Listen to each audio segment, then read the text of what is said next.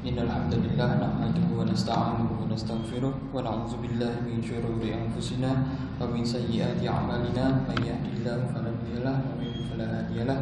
Asyhadu an la ilaha illallah wahdahu la syarika lahu wa asyhadu anna Muhammadan 'abduhu wa rasuluh la nabiyya wa la rasula ba'da. Amma ba'du. Jamaah salat subuh yang dirahmati Allah Subhanahu wa taala, melanjutkan pembahasan kita mengenai salat berjamaah.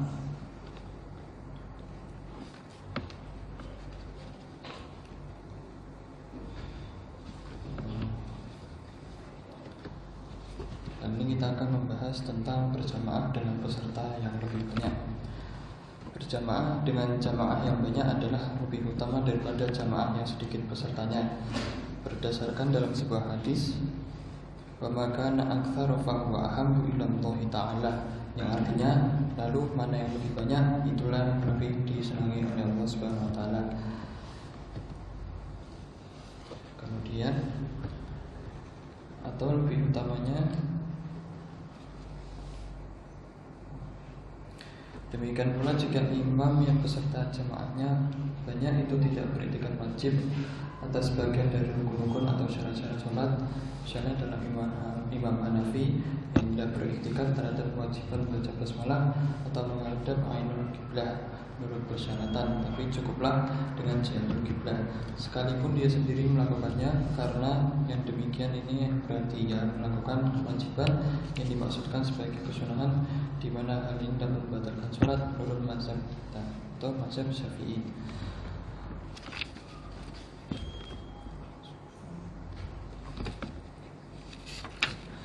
Atau lebih utama jamaah yang sedikit pesertanya jika yang sedikit itu dilaksanakan di dalam masjid yang diyakini kehalalan tanah atau harta pembangunannya, atau karena masjid yang dekat dari tempat jamaah atau jauh jadi kosong lantaran dia tidak hadir di situ, sebab dia menjadi imamnya atau orang-orang tidak menghadir bila mana dia tidak hadir.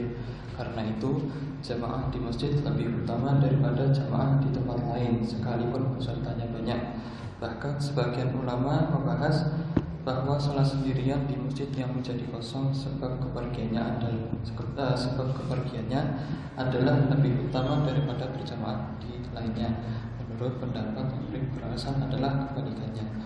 Apabila imam yang ada pada jamaah sedikit pesertanya itu lebih utama sebagai imam, misalnya karena ilmunya, maka ikut berjamaah dengan dia adalah lebih utama. Apabila berlawanan antara khusyuk dengan berjamaah, jika sholat sendirian bisa khusyuk, tapi jika berjamaah tidak bisa khusyuk, maka yang didahulukan adalah berjamaahnya itu sendiri. Karena para ulama sudah sepakat bahwa fardu kifayah itu lebih utama daripada sunnah. Imam Al-Ghazali mengeluarkan fatwa yang kemudian diikuti oleh Imam Abdul Hasan Al-Badri, bahwa yang lebih utama adalah sholat sendirian bagi orang yang tidak dapat khusyuk dengan berjamaah dalam sebagian besar sholatnya. Apabila bertentangan antara bisa, guru kami berkata memang demikian, jika kekhusyuan dalam sholat hilang semua, maka sholat sendiri adalah lebih utama. Sedangkan dalam fatwa Imam Ibnu Abdissalam bahwa khusyuk yang lebih utama secara mutlak adalah fatwa yang bertitik tolak pada pendapat bahwa jamaah yang sunnah. Apabila bertentangan antara bisa mendengarkan bacaan Al-Quran dari imam dengan jamaah yang pesertanya sedikit tanpa dapat mendengarkan bacaannya tapi pesertanya banyak, maka yang lebih utama adalah yang pertama. Kemudian membahas niat berjamaah di tengah-tengah sholat. Bagi orang yang sholat sendirian, boleh niat bermakmum dengan imam dikala ia berada di tengah-tengah sholatnya, sekalipun berselisih bilangan rakaat antara dia dengan imamnya. Namun hal itu makruh hukumnya, kecuali bagi makmum yang keluar dari jamaah sholat karena semisal imamnya berhadas. Kalau demikian tidaklah makruh ikut berjamaah dengan yang lain. Apabila mulai niat bermakmum di tengah-tengah sholatnya, maka ia wajib menyesuaikan diri dengan imam. Kalau ternyata imam telah selesai terlebih dahulu, maka ia menyempurnakan sholatnya seperti halnya makmum masbuk. Jika imamnya tidak selesai dahulu, maka yang lebih utama adalah menantinya. daripada mufarokoh. Hukum mufarokoh tanpa ada uzur adalah boleh, tapi makruh karena itu fadilah jamaah terlepas. Mufarokoh sebab ada uzur, misalnya ada kemurahan meninggalkan jamaah karena imam meninggalkan kesunahan maksudah, yaitu sunnah yang jika ditinggalkan disunahkan sujud sahwi, atau perbuatan sunnah tersebut masih diperselisihkan akan kesunahan dan kewajibannya. Misalnya dalam tasyahud awal, kunut dan baca surah, atau karena imam memperpanjang sholat padahal makmumnya dalam keadaan lemah atau masih punya kesibukan. Semua itu tidak menghilangkan fadilah jamaah. Terkadang mufarokoh itu hukumnya wajib, misalnya terjadi sesuatu yang membatalkan sholat imam, maka bagi makmum wajib mufarokoh seketika. Jika tidak, maka sholatnya menjadi batal. Sekalipun ia tidak mengikutinya, hal ini merupakan kesepakatan ulama sebagaimana yang tertera dalam kitab Al-Majmu'.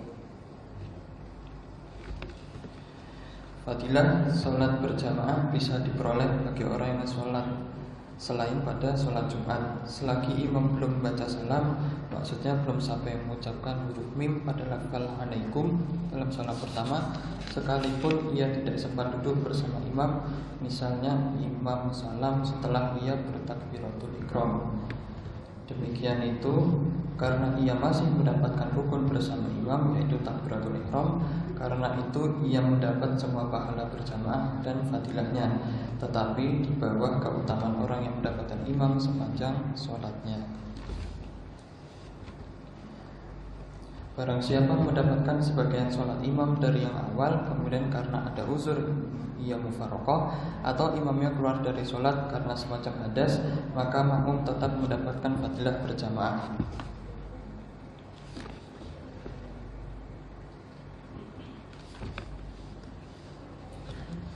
Tentang sholat Jumat adalah belum dianggap mendapatkan rakaat kecuali telah mendapatkan satu rakaat seperti akan diterangkan nanti. Sunnah bagi kelompok yang baru hadir sedangkan imam telah selesai rukuk yang terakhir agar mereka sabar sampai imam salam. Kemudian mereka mulai bertakbiratul ihram atau ikut berjamaah jika memang waktu sholat belum sempit. Mungkin itu saja dapat kami sampaikan, kurang lebihnya mohon maaf. Subhanakallahumma bihamdika asyhadu an la ilaha illa anta astaghfiruka wa atubu ilaik. Assalamualaikum warahmatullahi wabarakatuh.